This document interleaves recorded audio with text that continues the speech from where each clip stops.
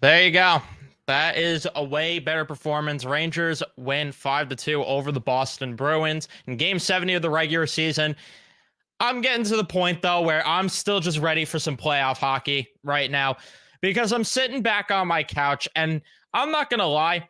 There were times I was really having a hard time focusing, and it's not because the game, well, I mean, it was kind of a snooze fest. Granted, the Rangers did make it that way because they played good and responsible defensively, but there's times where I'm zoning out thinking, can we just get to the damn playoffs? Can we get to the playoffs already? Because I just want that.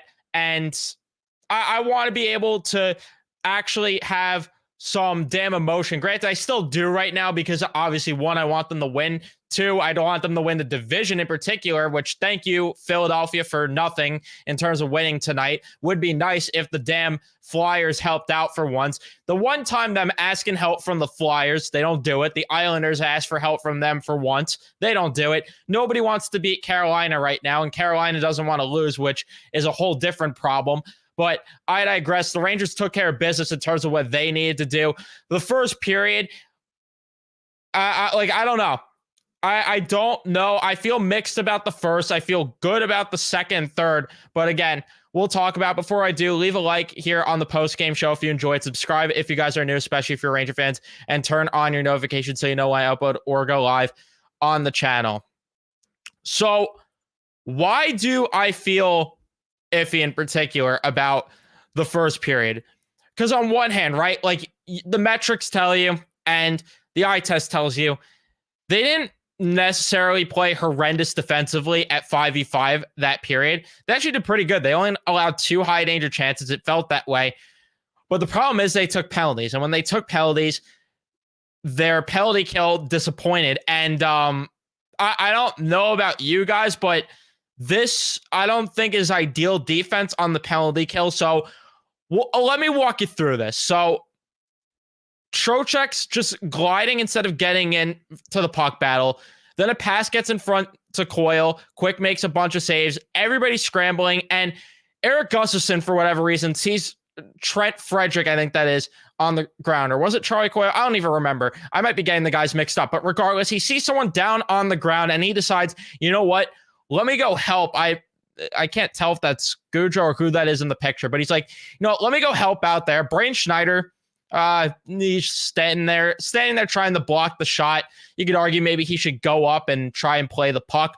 But regardless, this is an ideal defense. And yeah, Jake DeBrusk would score on that play to make it 1-0. And the penalty kill did not do great in terms of that entire period because they took another bad penalty. Chris Kreider needs to get his head out of his damn ass because I don't know what he's doing taking that offensive zone penalty. That was another thing that aggravated me to no end. And the fact that he sniffed the ice again after that aggravated me to no end.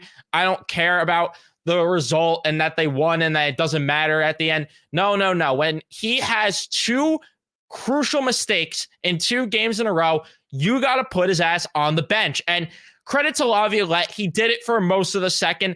I wanted to see it carry over into the third, send a true message, but I do like that he at least limited his ice time, and he did it more than he did against Winnipeg. Maybe it's a thing where, all right, I'm giving you less ice time here, but if you do it one more time, if he does it against Florida on Saturday, you're getting your ass parked on the bench for the entire game. So hopefully that ends up being the case because the Rangers actually didn't play a horrendous period outside of when they were on the penalty kill. The only other complaint you could have is that they were not getting enough quality chances. They were just playing possession way too much, but that's something that I've complained about all season long with this team.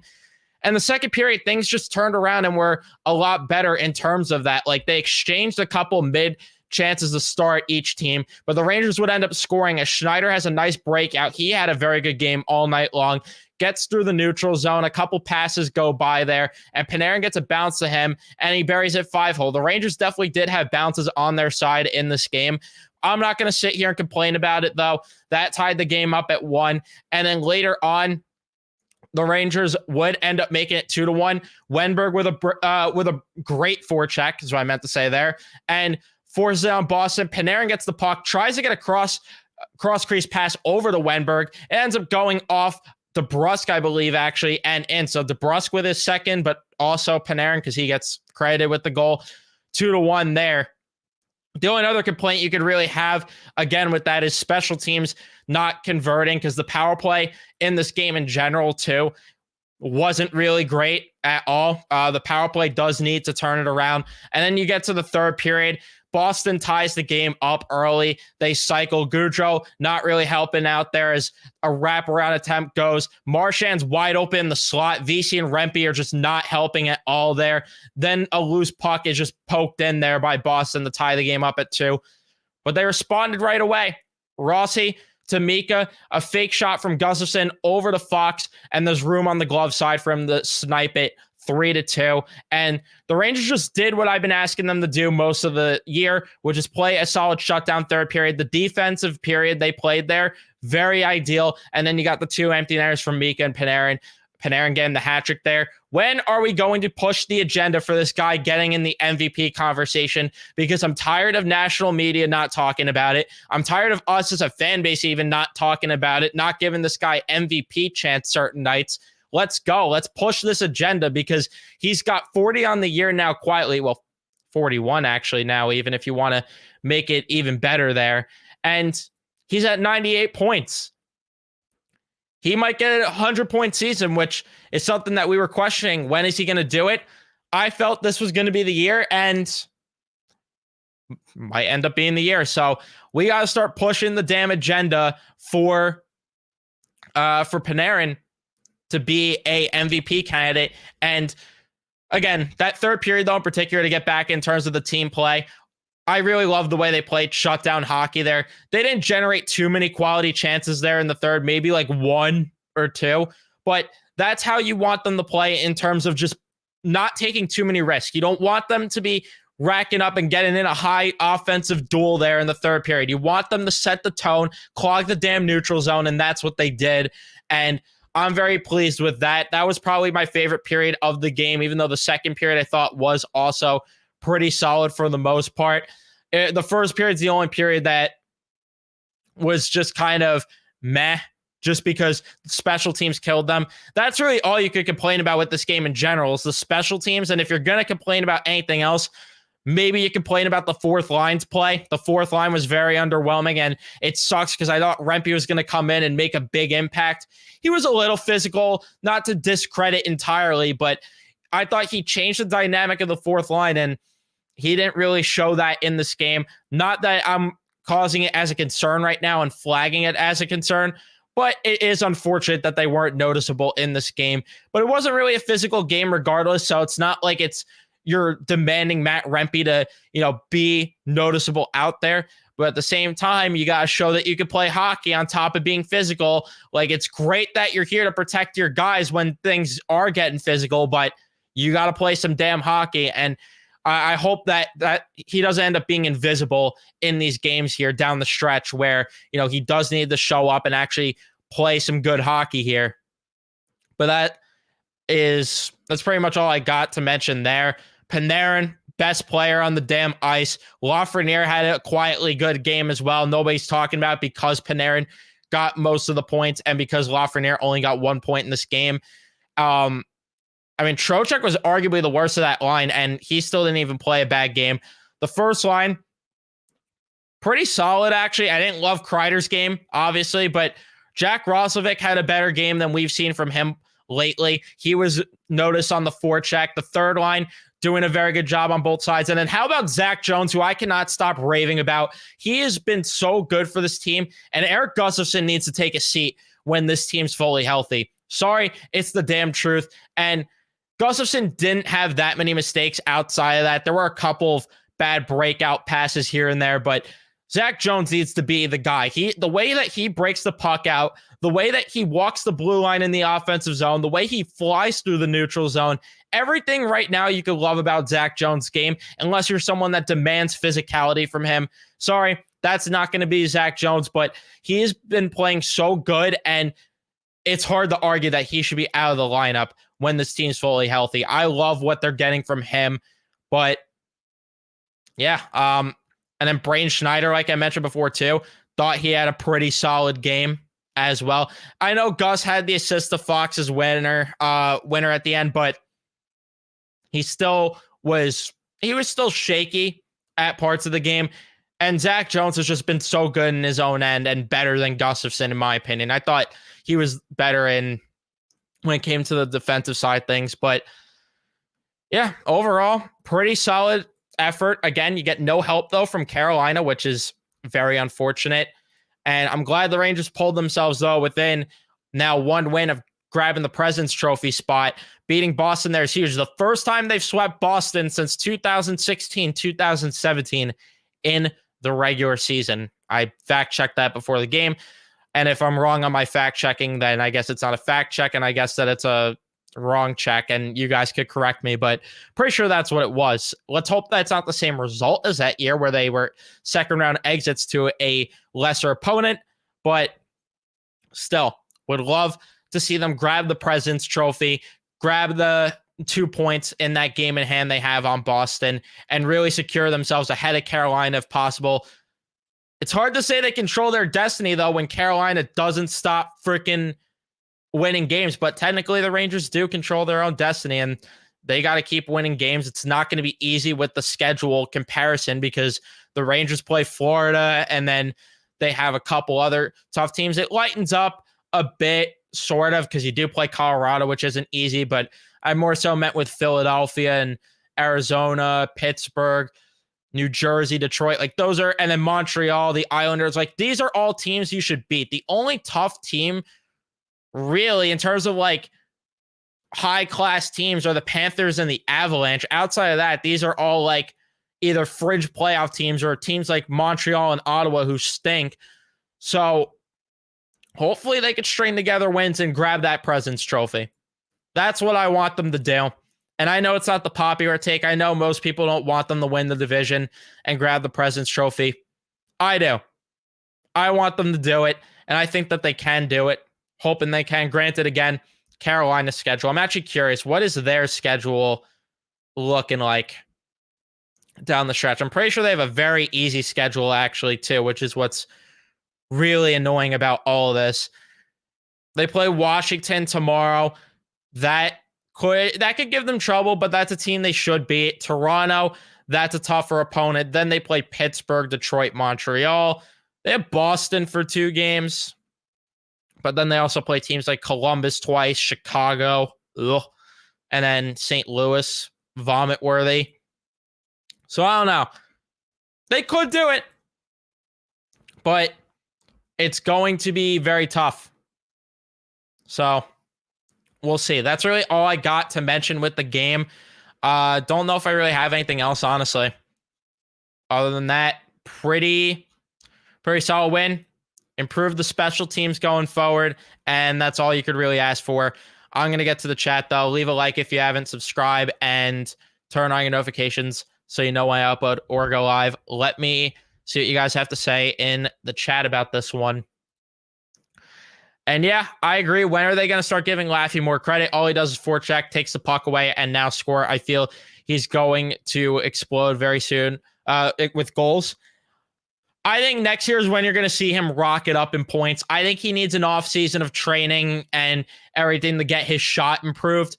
But I wouldn't put it past him. And this is someone that was doubting Lafreniere going into the year, and I look like a damn clown for it. And I'm not afraid to admit that I was down on Lafreniere, and I was an idiot for what I thought he was going to be going into the year. I thought Kakko was going to be the better player of the two going into the year, especially with the way preseason played out. But shows how little I should take stock in the preseason at times next year, and just going forward in general. But yeah, I think that's going to take an off-season thing. But if he wants to do it in the regular season, I will not complain. But he's gone. If he starts scoring goals at will, he's going to force his way up the lineup, and he's going to force let's hand that the lineup to begin with personnel and the power play is what I mean. Not necessarily up the lineup because he's getting top 6 minutes. I just mean the power play minutes and stuff like that because he should be getting top minutes. Nice to see them play well against a contender. It's a good confidence booster, and hopefully they can carry this kind of defensive effort into another huge game on Saturday. That's very important. You got to be able to play good. You got to be able to play good defense against Florida. Sorry, I stumbled over what my thought was there. Glad Lavi sacked Kreider's playing time in the second. He was horrible. Yeah. I still think he should have sacked it more because you make the play against Winnipeg and then you do this 2 games in a row. You got to bench him. You got to bench him more, in my opinion. And yeah, Quick had a good game too. Wasn't tested all too much, thankfully. But when he was, he made very impressive saves. Good win. They played very shutdown hockey from the second period on. They controlled the middle of the ice pretty well. Nice to see Panarin get the hat trick. Congrats to Quickie as well. Agree with you, Matt.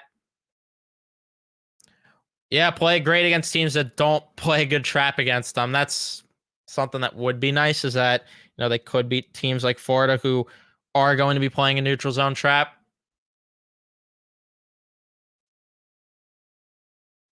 Yeah, I was questioning this too, but a lot of it's overtime losses too. Let's be real here. I think, personally, hot take, maybe.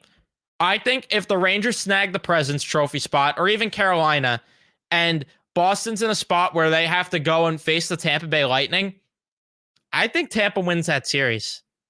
Maybe it's a hot take. Maybe I'm underplaying what Boston is, and maybe it's just because the Rangers have had their number all year, so I'm downplaying what they could be. I think personally, though, that Boston would lose to Tampa in a 7-game series. I'm curious what you guys think in the chat. But even with the regular season results, though, if you do want to look at it, before I actually finish my point here, Boston has 41 regulation wins, or no, just 41 wins in general, 32 regulation wins. Oh my God, they go to overtime a lot. They have 41 wins, though, on the year, right? Tampa Bay actually has more. No, sorry, they have 2 less regulation wins. But Tampa Bay has played 68 games. Boston's played 71. So 3 games in hand. And Tampa Bay only has 4 less losses. It's not like it's that big of a difference, to be honest with you, with their win totals. It's just, again, the point system being ridiculous that skews what it is. I think Tampa Bay could give Boston a run for their money, though, personally. I really do.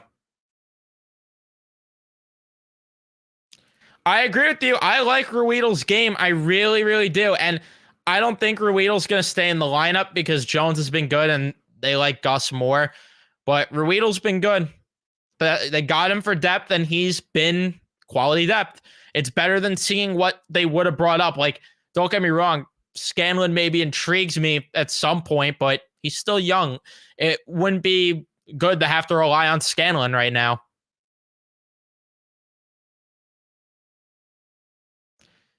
Yeah, I like Ruhwedel's game. Send Kreider to Siberia.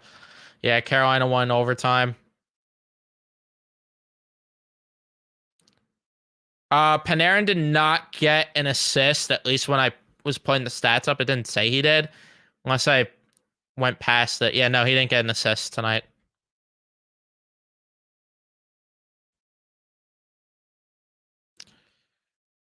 We could be anyone in this league, simple as that. And the fact that the Rangers rarely lose back-to-backs, are 11-1 record in 2 games of 2 days, in 2 games in 2 days, make a very tough out. Like I've said, Vincent, the thing that I keep questioning, and the question I have in the back of my head rolling into the playoffs, is, are they going to be able to string together consistency? Because how much have we talked about this team being inconsistent at points in the year in terms of their defensive play in particular?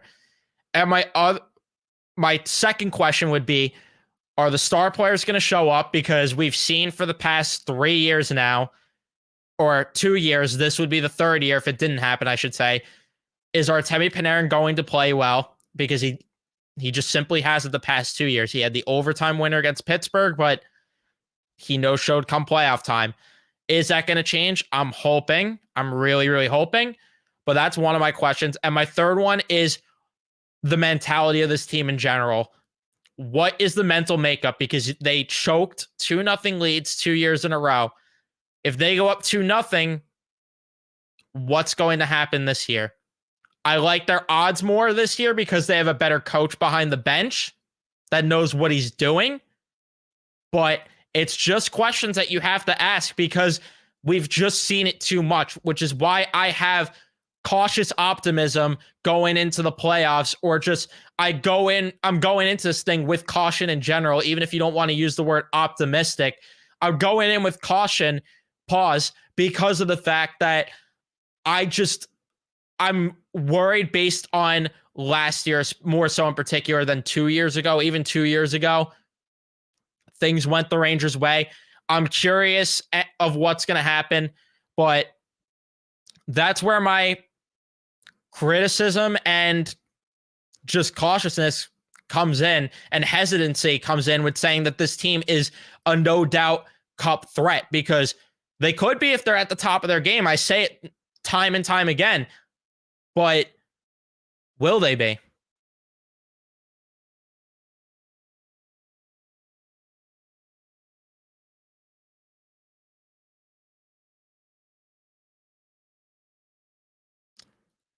Listen, I'm not saying that Rempe had a terrible game. I'm just saying the fourth line was underwhelming in terms of just how they played in general in this game. And yeah, he was the only one I noticed on the fourth line too. I'm just saying that in particular, like, and I do like that he played a clean game, but I'm just saying that I don't want this to be a scenario like he didn't drive the line the way that he was in previous games, is what I mean. And I'm not saying that's going to keep up. That's just what my point is, that I think that he could be better. Like, he had a solid game. I'm not saying he had a terrible game. He was okay, but he could be. I know there's more in Rempe's game. Like, let's be real. Compare it to what we've seen from him throughout every game. I think he's definitely got better in him. Yeah, 4 and 79 are moving me as a pair. Yeah, I liked Rosovic's game a lot too. Would I add an extra timeout if the challenge is successful? Maybe. I don't know. That's kind of tough to do, because then you might influence challenges more, which kind of slows the game down a bit. I don't know. Yeah, Jones was very good, especially with, like you mentioned, a hard assignment guarding Pasta. Florida lost. That's good to hear. What's the magic number for the playoffs? I'm actually not sure. Let me check. Let's see what the magic number is.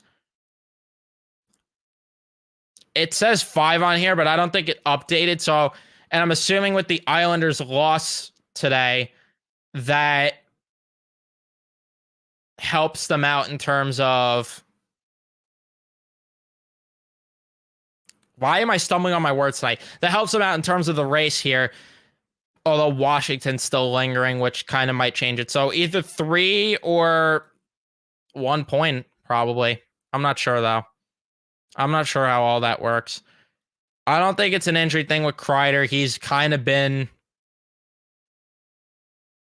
It is just who he's been, honestly.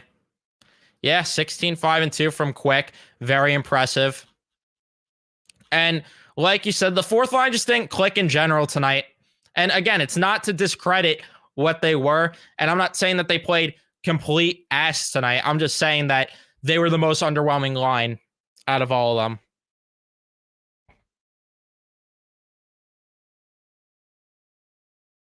That's just all my point was. Florida losing, though, is huge. Nashville, though, all of a sudden making themselves noticeable, making me believe in them, maybe. I don't know.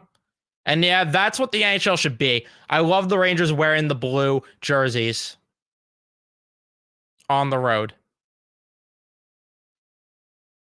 Yeah, nice to see some depth versus Jared Sonority and all these other clowns. And Patrick Nemeth. You guys agree with me on Tampa.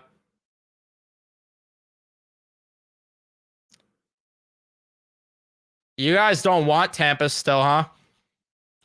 I understand it. I mean, I can't disagree with that point with not wanting to face Tampa, but I'm just saying that, if this team is as legit as we're saying here, shouldn't they be able to beat anyone? Thoughts on Wenberg and Rosovic tonight? I thought both of them were very solid, especially Rosovic. I thought Rosovic was the better of the two, but I liked Wenberg's game still. That was my vote. I vote for Quick to win the McDonald Extra Effort Award. Extra Effort Award. I cannot talk tonight.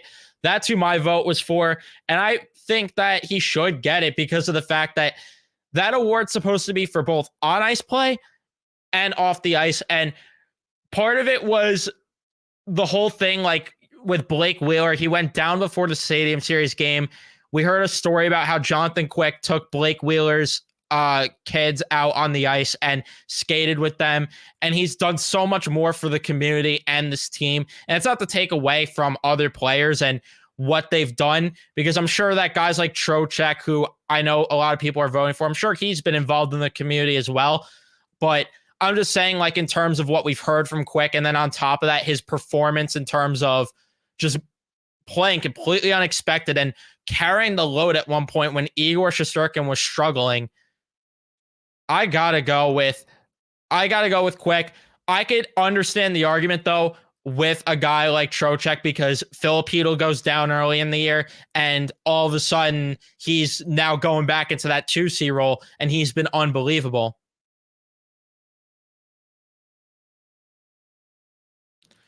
Coming in late, how did I feel about tonight's play? I thought it was pretty solid. Second period on, especially, they played good defensively. The penalty kill, shaky. Power play, shaky, but 5v5, I thought they played pretty solid hockey. Just got to put it together consistently. Oh, could they please wear the damn Stadium Series jerseys one more time this year?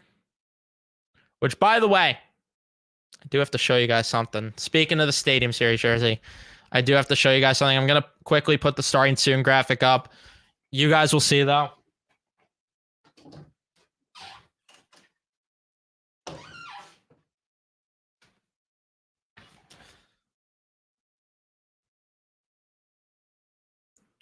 What do we think? What do we think about this one? Not bad? Not bad? Because I think that it's a pretty good purchase on my behalf. What do we think? W or L? W or L, this Rempe jersey.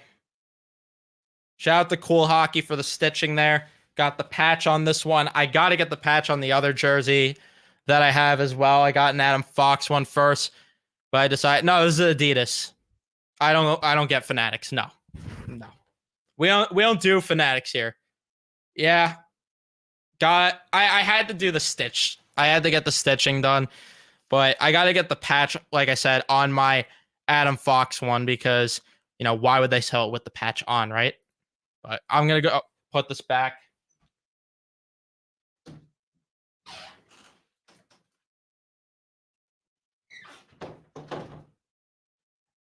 But you guys know, when the playoffs roll around, I am going to be rocking that jersey at a game. Got to get a Rempe jersey? You should. You should. Even if it's a fake one, go ahead and get a Rempe jersey.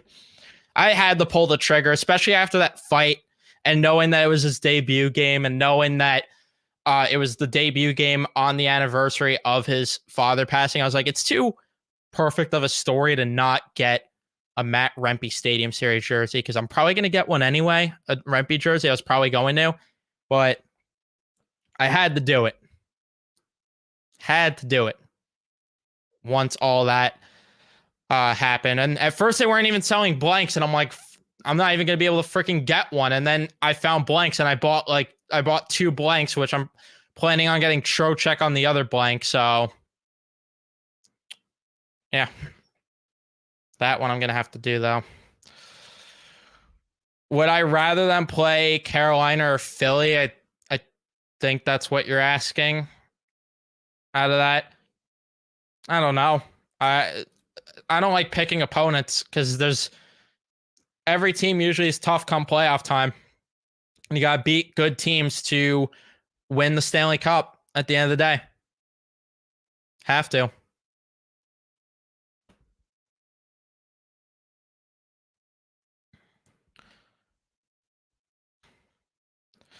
What line do I think? Wheeler's not coming back, Tim. They already announced Wheeler's done for the year. He's not coming back. Yeah, I had to get a Trocheck one. This Stadium Series jersey is so beautiful that I went freaking mayhem on purchasing these. Like, I have no regrets because I regret not getting the 2018 Winter Classic jersey. Still looking for one. If anyone is selling one, I will gladly purchase that and take it off your hands. Or if you just want to give it for free, you know, like if you feel like it, go ahead. But still looking for that. Just hope they extend Wenberg. Probably depends more so on what happens with Hedel on that one. If Hedel comes back, no chance Wenberg stays. If Hedel retires, which I hope that doesn't end up being the case, Wenberg's probably Wenberg might come back. Unless he stinks it up come playoff time. Yeah, I only have a knockoff too. I want a real one. Yeah, I have the Winter Classic versus Philly. I think they clinch a playoff spot either if they win next game or the game after, I believe, Nick. Oh, we're hyped for JD Martinez. I got to make a video on that. I got to watch the Knicks game. So nobody spoil the score for me. Because I got to watch the Knicks game and do a recap for that. Last question before I wrap it up from Justin here. I'll answer this. What are my thoughts on Lafreniere's progression this season, and what are my thoughts on what he has in store for next year? I think that he's going to explode next year, and he's going to be a point per game player next year. That's my take, because I think that he already seriously worked on his offseason training this past year or past offseason. They show clips of it and they talked about it, and we're seeing the results. And I think that he's going to get his shooting improved, and he's going to be even more dynamic. And I think he's finally going to get power play 1 minutes next year. I hope I'm right about that, because he needs to. But that is going to be it for me. Thank you guys so much for tuning in and watching. Don't forget to leave a like if you haven't already. Don't forget to subscribe if you haven't. Sub to my Mets and Knicks channel, by the way. They're under my featured channels list. Or you can just look them up, Knicks Central or Mets Central, because I'm going to upload there. So go give support there. And yeah, leave a like, subscribe, and I will see you guys on Saturday for the post-game show. And that's really all I got. Let's go Rangers.